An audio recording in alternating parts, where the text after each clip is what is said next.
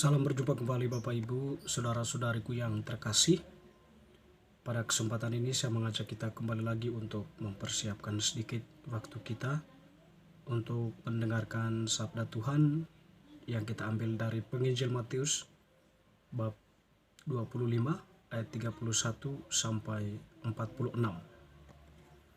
Penghakiman terakhir. Apabila Anak Manusia datang dalam kemuliaannya dan semua malaikat bersama-sama dengan Dia, maka Ia akan bersemayam di atas tahta kemuliaannya. Lalu semua bangsa akan dikumpulkan di hadapannya, dan Ia akan memisahkan mereka seorang daripada seorang, sama seperti gembala memisahkan domba dari kambing. Sama seperti gembala memisahkan domba dari kambing, dan Ia akan menempatkan domba-domba di sebelah kanannya dan kambing-kambing di sebelah kirinya.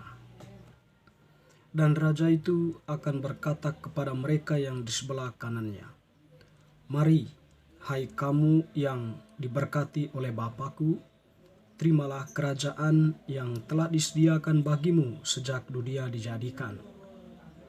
Sebab ketika aku lapar, kamu memberi aku makan.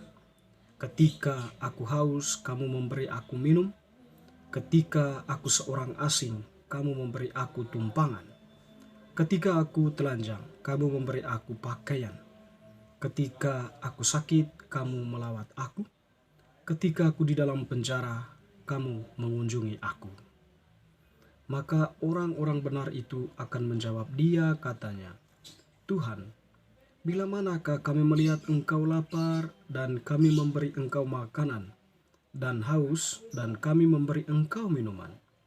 Bila manakah kami melihat Engkau sebagai orang asing dan kami memberi Engkau tumpangan, atau telanjang dan kami memberi Engkau pakaian? Bila manakah kami melihat Engkau sakit dalam penjara dan kami mengunjungi Engkau?"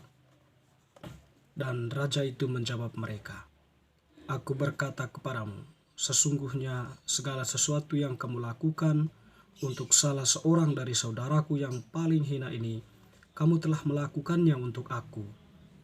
Dan Ia berkata juga kepada mereka yang di sebelah kirinya, "Enyalah dari hadapanku, hai kamu orang-orang terkutuk. Enyalah ke dalam api yang kekal yang telah sedia untuk iblis dan malaikat-malaikatnya. Sebab ketika aku lapar, kamu tidak memberi aku makan. Ketika aku haus, kamu tidak memberi aku minum. Ketika aku seorang asing, kamu tidak memberi aku tumpangan. Ketika aku telanjang, kamu tidak memberi aku pakaian. Ketika aku sakit dan dalam penjara, kamu tidak melawat aku." Lalu mereka pun akan menjawab Dia, katanya, "Tuhan, bila manakah kami melihat Engkau lapar atau haus, atau sebagai orang asing, atau telanjang, atau sakit, atau dalam penjara, dan kami tidak melayani Engkau?" Maka Ia akan menjawab mereka, "Aku berkata kepadamu, sesungguhnya segala sesuatu yang tidak kamu lakukan untuk salah seorang dari yang paling hina ini, kamu tidak melakukannya juga untuk aku." Dan mereka ini akan masuk ke tempat siksaan yang kekal, tetapi orang benar ke dalam hidup yang kekal. Demikianlah sabda Tuhan, terpujilah Kristus. Teman-teman sekalian, Bapak Ibu, saudara-saudariku yang terkasih, penginjil Matius yang kita dengarkan tadi mengisahkan kepada kita berkaitan dengan penghakiman terakhir. Bapak Ibu, saudara-saudari, kita tahu bahwa Yesus mengajarkan kepada kita hukum kasih, yaitu mengasihi Allah dan mengasihi sesama manusia. Mengasihi Allah saja itu tidak cukup, tetapi mengasihi Allah harus dibuktikan dengan mengasihi sesama.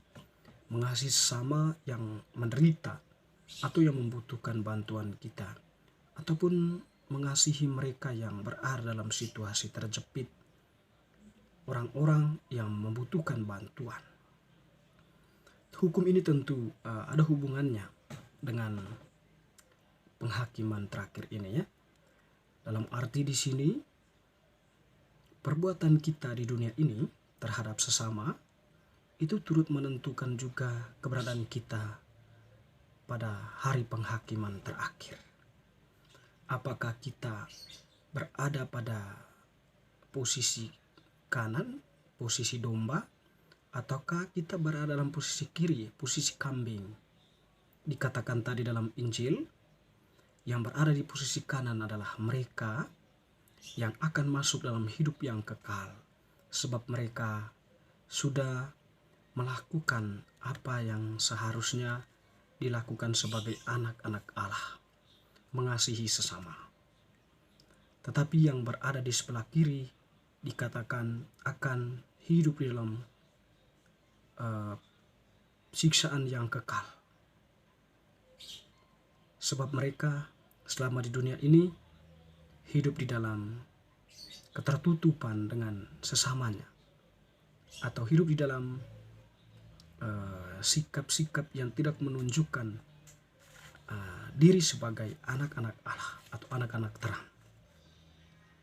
Kita sebagai orang yang dibaptis, hal ini menjadi poin penting yang mestinya kita lakukan, sebab perintah Tuhan kepada kita sebagai murid-muridnya, kalau kamu mengasihi aku, tentunya juga kamu mengasihi sesama. Kita melihat salib itu adalah simbol kasih Allah yang secara vertikal, dan secara horizontal kasih kepada sesama manusia. Di situ Tuhan sendiri menunjukkan ya bagaimana Dia mengasihi Bapaknya dan juga mengasihi manusia ketika Dia berada di dalam dunia ini. Teman-teman sekalian, Bapak Ibu Saudara-saudari, berbicara tentang penghakiman terakhir ini tentu selalu terhubung dengan perbuatan kita, tindakan kita di dunia ini terhadap sesama dan juga tentunya terhadap makhluk yang lain. Kita mengasihi sesama, mengasihi ciptaan yang lain, tentu juga akan memberikan dampak positif bagi kita di saatnya nanti kita akan dipanggil dari dunia ini. Tetapi ketika kita terus berada dalam situasi kejahatan, kita juga akan memetik buah penghakiman, buah siksaan kekal, sebagaimana dikatakan tadi ya. Dengan demikian, pesan penting untuk kita adalah Tuhan sudah memberikan kita perintah untuk mengasihi Allah dan juga mengasihi sesama.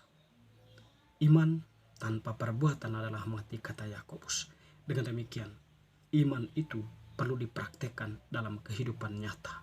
Mengasihi Allah, tetapi juga mengasihi sesama. Semoga bacaan hari ini meneguhkan iman kita. Amin.